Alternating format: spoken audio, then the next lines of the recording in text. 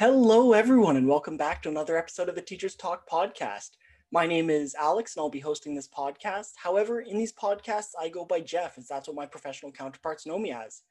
So, with that said, I'm joined here by one of my friends and longtime roommates and I guess university classmates throughout our undergrad and even grad school. Mr. Adam. Hello. So do you want to just quickly introduce yourself and your YouTube channel and anything of that sort? So my name's Adam, as Jeff said. I'm also in the teaching program at Western University, not the same one as Jeff, but we've been friends for a little while now, I think 8 or so years. Know each other pretty well. But I have a YouTube channel with no videos on it yet. It's called Beneath the Surface, and I don't have a whole lot more to say about that. So No, that's fair. As well go into it. Yeah, I mean, you're just starting out. I mean, you're going to have some great videos when they come out. So for those of you who don't know, Adam is currently doing math, and I believe it's general science as your teachables. Yes. And he's actually been programming some educational video games over the past couple years. So I think, once his channel sort of comes out and once he releases some of those games, because obviously they take a long time to work on as one person, we'll have a little bit more to talk about, and you'll have stuff up on your channel for people to see and whatnot. So I wouldn't worry about it too much. But anyways, for the point of this video, we're going to be talking about our expectations about second year. And I think that this is really powerful, especially coming from the fact that we go to two different universities and we're in sort of different programs, even though we are teaching intermediate senior. So yeah, I just thought I wanted to get together and talk about what our expectations are for second year. So with that said, I guess let's just talk about some of the focuses of our program going into second year, if you want to go first on that one. Yeah, so it looks like for us, the courses are going to be mostly focused on equity, diversity, maybe accessibility type stuff. Like we have a course on mental health literacy, safe schools, supporting English language learners. So that seems to be what most of the courses are directed at. We are not going to have too much of the academic side, because we'll be in practicum. We have actually the way Western does it is they do practicum in blocks. So we're actually going to have 3 practicum blocks out of 4 total. Last year we had 1. We were supposed to have 2, but I got shut down because of COVID. So this year we've got 3 instead. So we're actually starting right out into practicum right at the beginning. So the first couple months we'll be teaching as opposed to in classes. Yeah, that's actually pretty interesting. And that's just so different from York University where I'm attending. Because for us, we actually don't really have block placements. We have our placements interspersed throughout the week. So for example, in our second year, we have Monday, Tuesday, Wednesday placements throughout the fall term. And then when exam time hits, because we don't have exams in Teachers College necessarily, they're more like final projects, we get 2 weeks of block placement. And then in the winter term, same sort of thing, Monday, Tuesday placement, and then basically all through April is a block placement.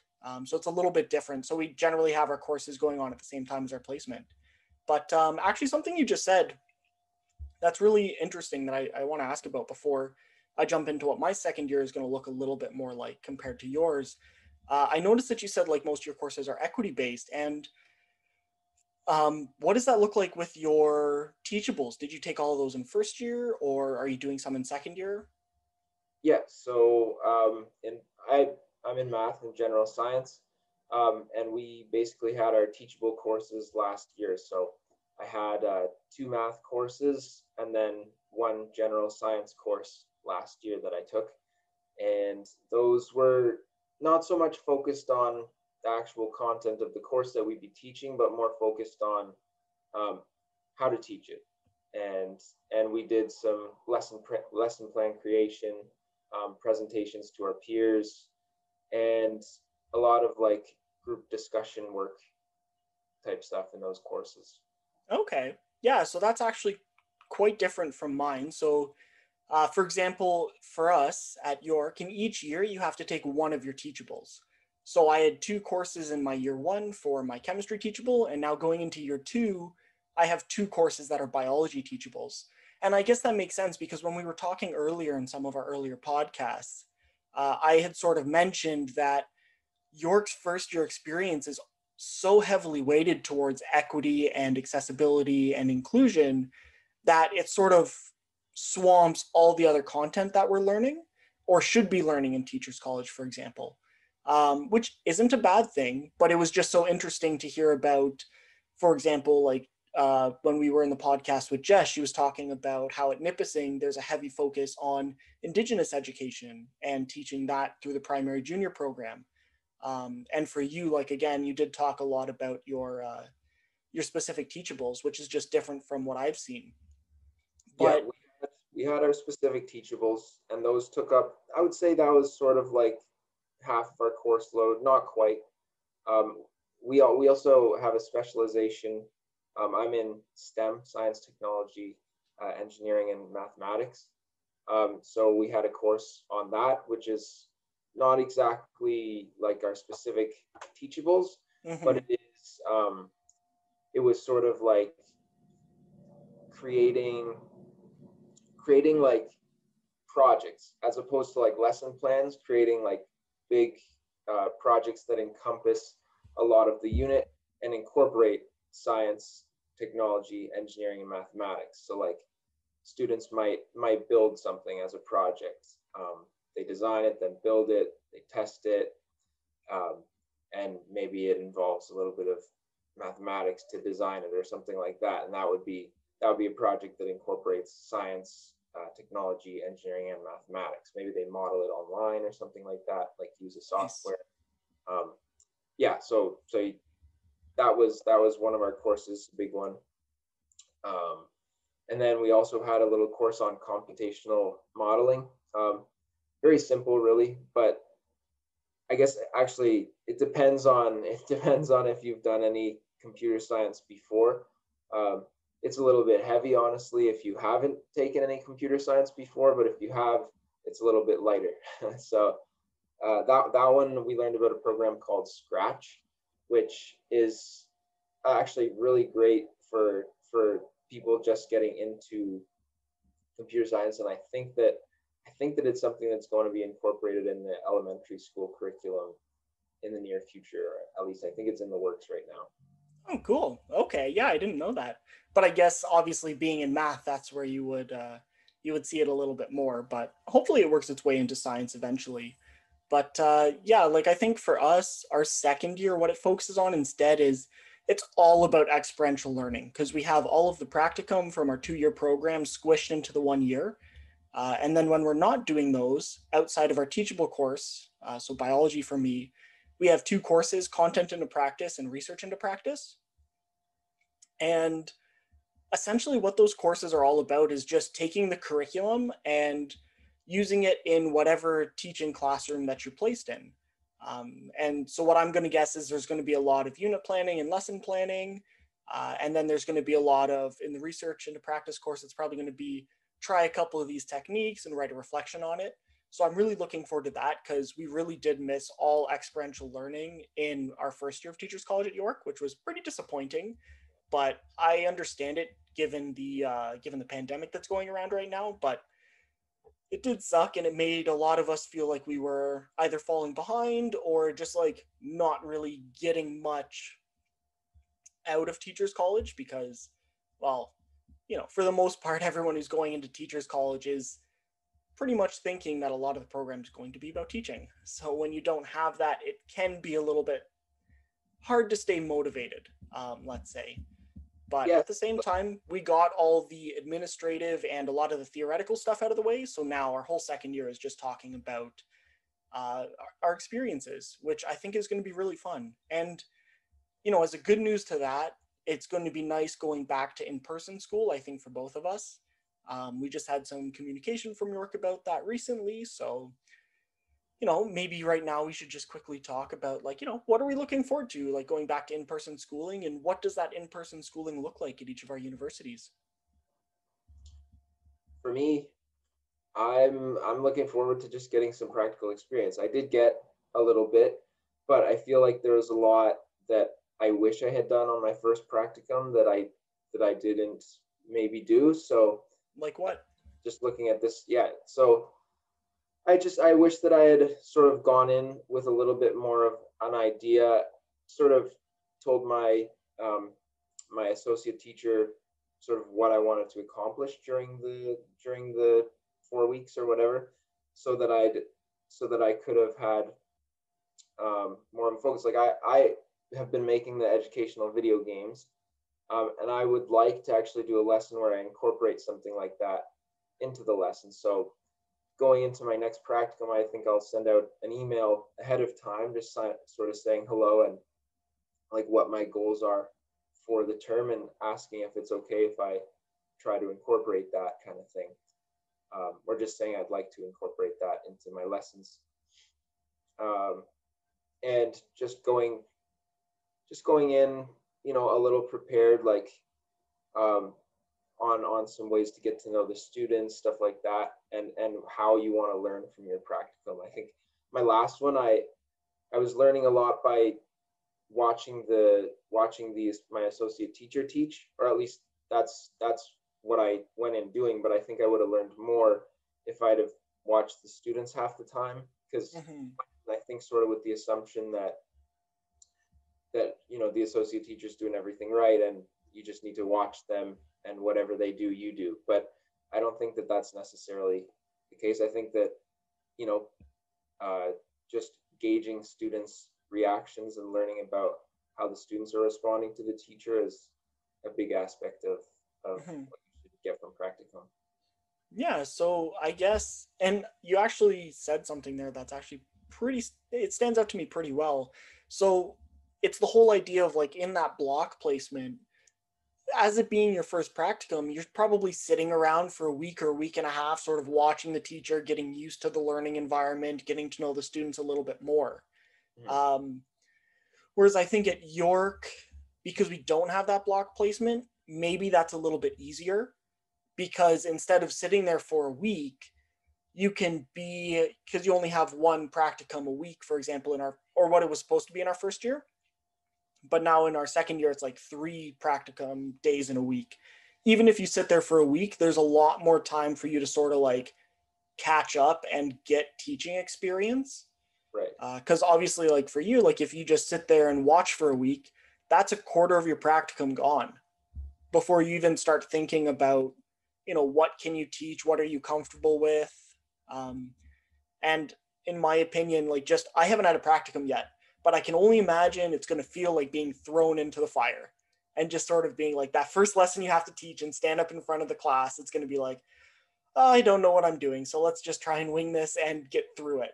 Um, Actually, what I felt that way exactly in the first lesson I taught. In fact, I was I wasn't actually ready to teach that day. I hadn't prepared a lesson or anything like that, but I had seen my associate teacher teach a lesson in the previous period, and the next one mhm, was a different class, but it was going to be the same lesson. And another teacher came in who she had taken over for one day, and he asked her, "Do you want to do you want to have your free period this period?" And she said, "Adam, do you want to teach?"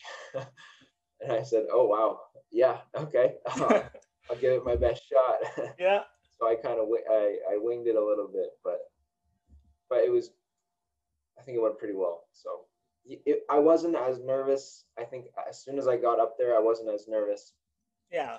as I thought I would be. You go into business mode, right? It's like, I'm here Yeah, to teach. I just need to teach, and exactly. you sort of go through it. But yeah, I think that's something that I'm probably going to document on my YouTube channel quite a bit, sort of like that practicum and those experiences, because obviously this time last year I didn't have this YouTube channel. So even if I wasn't a practicum, I wouldn't have been in the position to, you know, document it and talk about my experiences in there as well.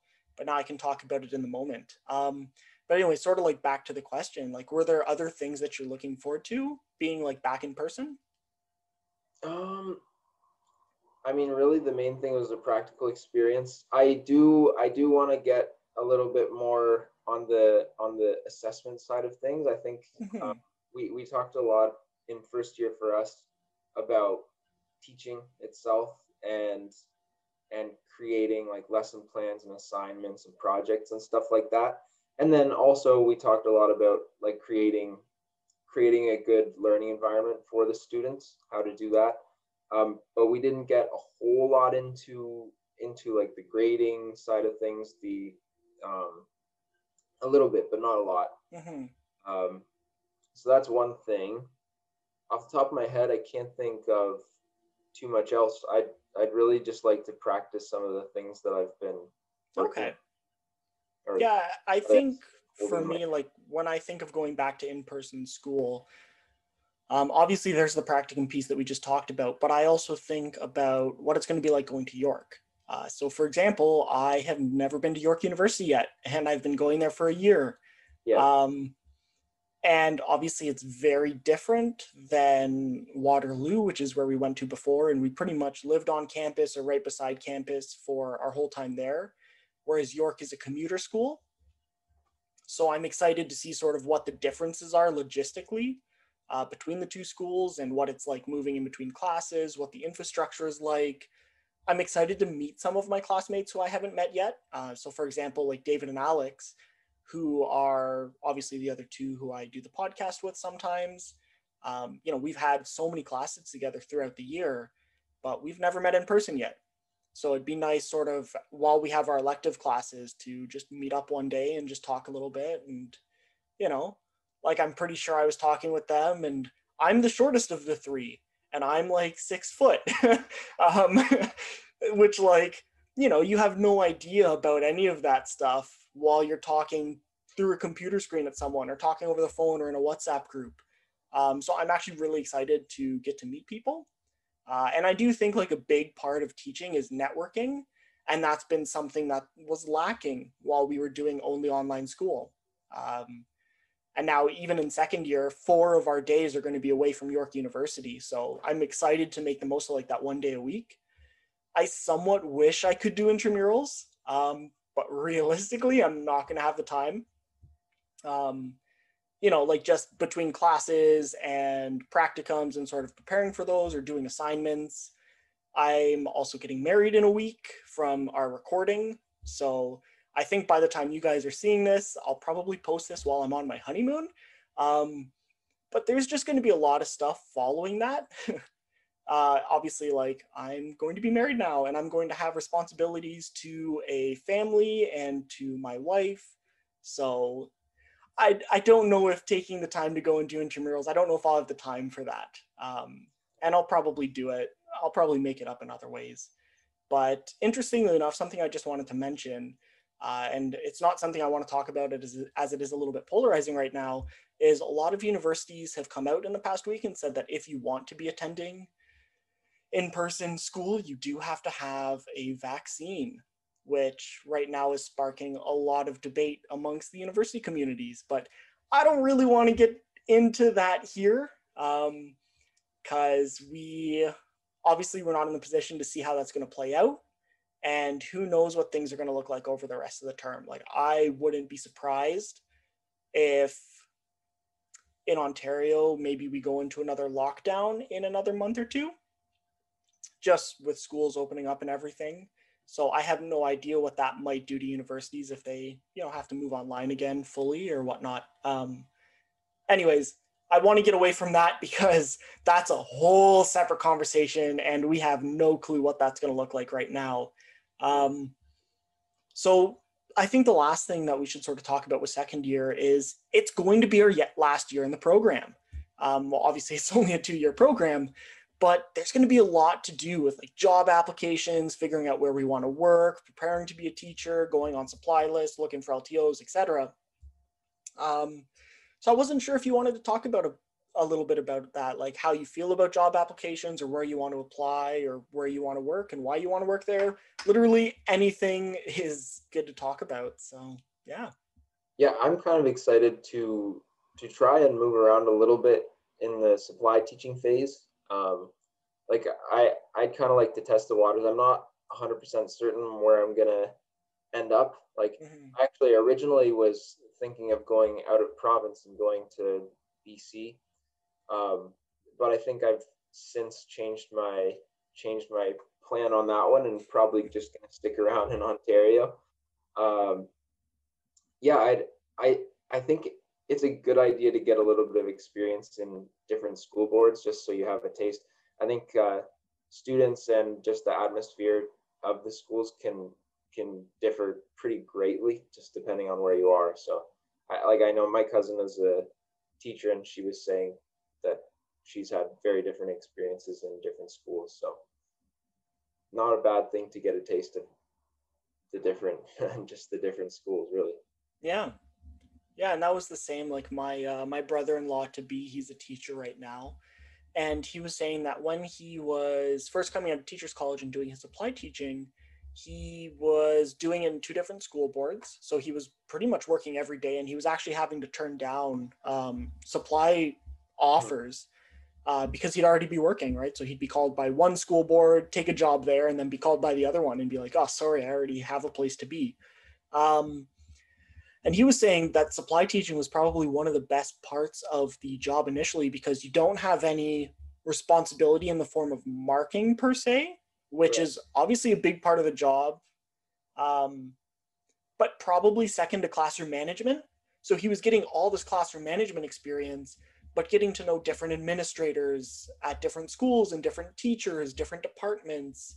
Because sometimes, even though he's a science teacher, and I think his teachables are general science and geography, but he also has a special education designation. So that's mostly where he's been working. Um, at the beginning, he was, maybe one day he'd be in an English classroom doing a supply job. So it was like super fun for him to get to know all these different departments and people. And it made applying to jobs a lot easier when he was finally looking for those LTOs or full time positions. But, sometimes he was saying he'd be in an area where they would lock the students in for the day. Now, obviously, this is a little bit ago. This is not right now, because I think both your cousin and my brother-in-law to be, they've been teachers for a little bit. Um, like it'd be some areas like they would lock the students in so that way people couldn't get in from outside, for example, and to try to combat students from skipping class or whatever. Yeah. And then other days, like the next day, he would be up on the lake, and after school there'd be students like going fishing and stuff. So just seeing those different environments was like so cool. So, I mean, moral of the story, long story short, or very long story short, supply teaching can be super fun and you can get a lot of different experiences quickly. I think for me, like I'm excited for supply teaching. I'm a little bit worried about the timeline because York University, I think, finishes a little bit later than other schools because um, we didn't have that practicum in first year where you guys still had one of your practicums. So our 4 week block placement takes us pretty much into the middle of May. And then, you got to wait for paperwork to be done, et cetera, et cetera.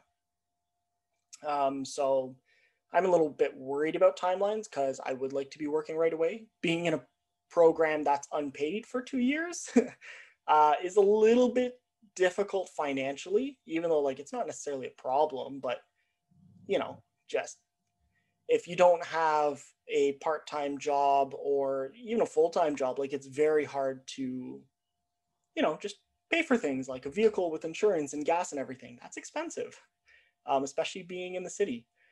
Sorry. Anyways, I think for me, I probably will try to work in the GTA area. Again, I'm going to be going for those supply jobs or maybe like a couple LTOs right out of the gate to see if I can get one.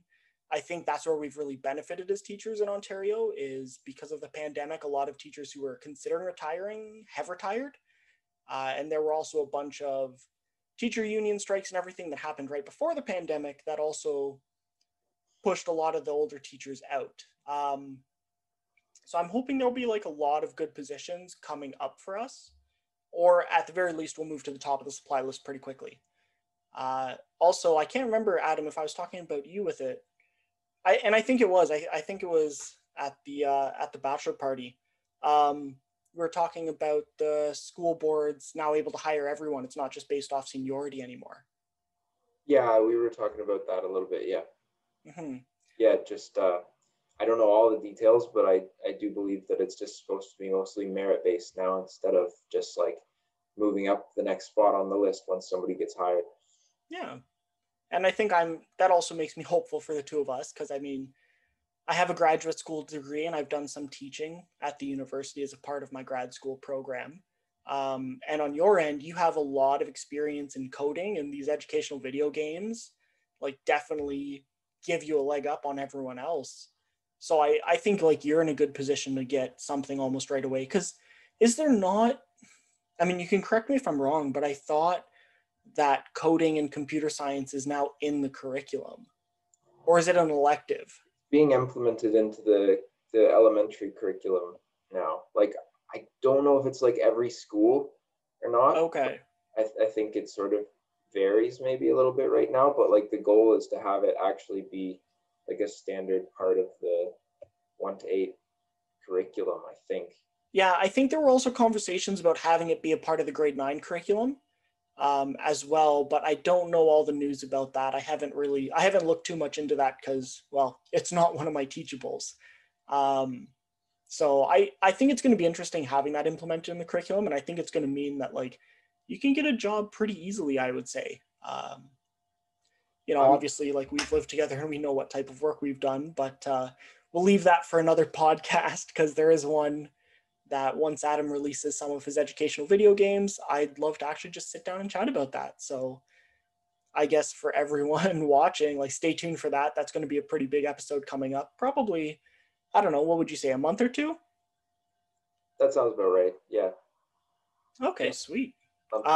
Um, yeah, is there anything else that you want to talk about with like our expectations for second year or anything of that line, or you think Mm, you're good?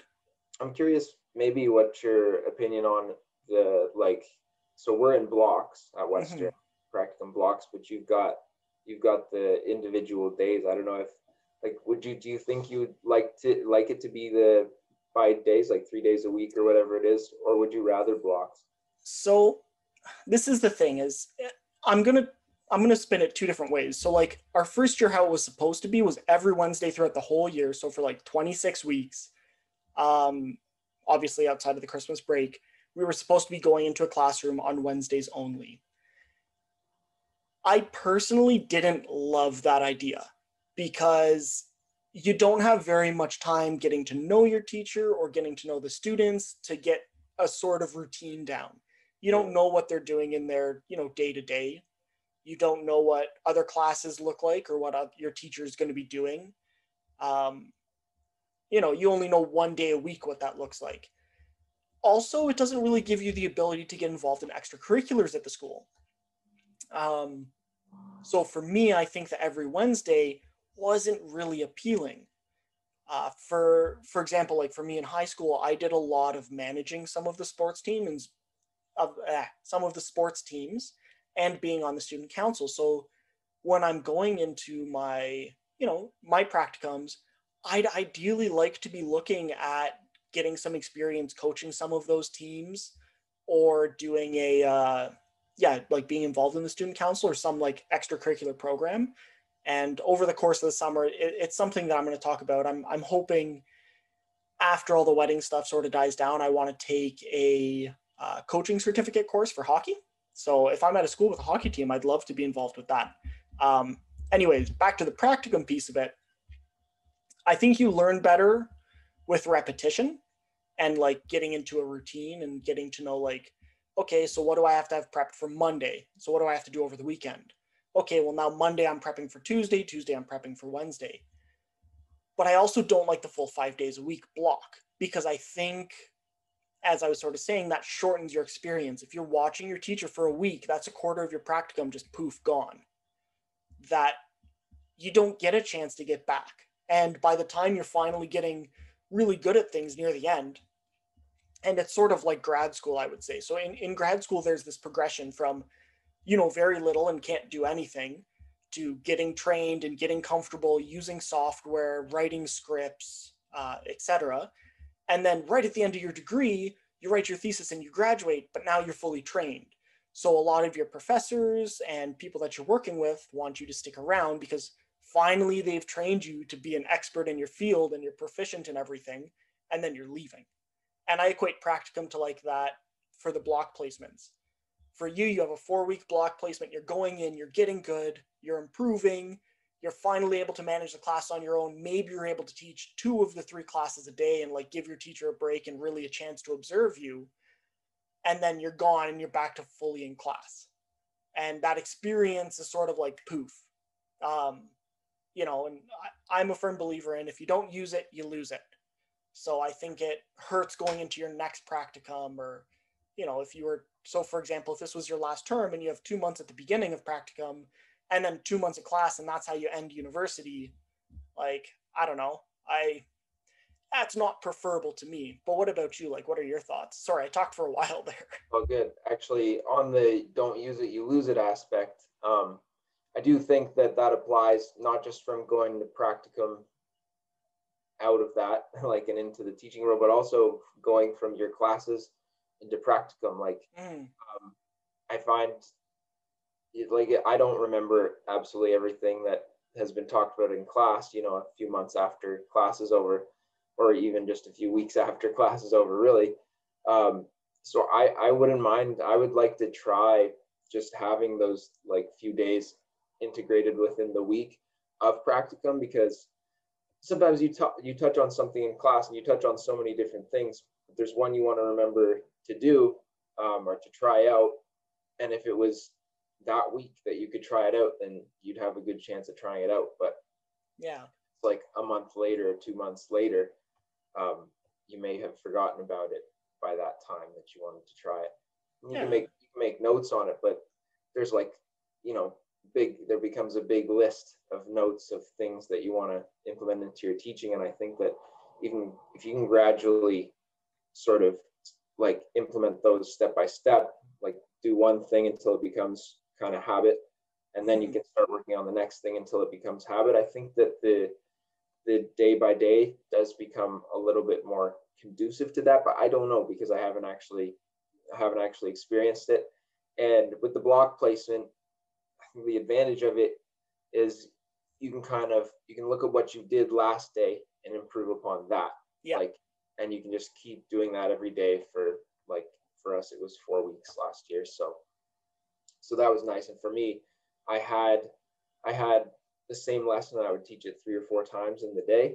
So I could do one lesson and think about what I maybe could have done better during that lesson. And then next period, I could like revamp it a little bit and try to work on that, which I really liked. I think the block placement is kind of good for that, just because I can do it every day and try to build upon what I did yesterday. Yeah. And I do think that's one of the drawbacks of, like, let's say the 3 days a week is, if you have it Monday, Tuesday, Wednesday, you know what they covered on Thursday, Friday, but you don't necessarily know where students had difficulties or if certain concepts need to be revisited. So like you might be thrown off a little bit on the Monday when you come in with like questions from subjects that you didn't teach. So you don't necessarily know how the teacher taught it. I mean, again, I haven't had a practicum, so I can't say for sure, but maybe outside of the PowerPoints, I can't imagine the teacher would they don't have time to send you detailed notes on every lecture they did and every student who had difficulties and where they had difficulties and all of that. But there's continuity in the block placements, which is also nice. But I think because we've been going actually for a while, I think we were going for a little while longer than we both had expected to. I think I'm going to cut this podcast here. And obviously anything else we can always talk about in another podcast, or if any of you who are watching have questions, you can comment them down below and we'll either revisit them in a podcast recording, or generally I'll get back to you within a couple hours of you commenting, obviously outside of if I have class. So if you have any questions you want us to address or any questions about what we talked about today, please pop it down in the comment section below. But outside of that, if you enjoyed this content and want to see more like it, please like and subscribe to the channel. We've definitely been growing over the past month or two. We've had a lot more views lately, especially on the podcast, and we've had a few new subscribers join. So thank you very much for joining and growing with us on this journey. So that's all for today, everyone. Have a great day and stay happy, safe, and healthy. And bye, everyone.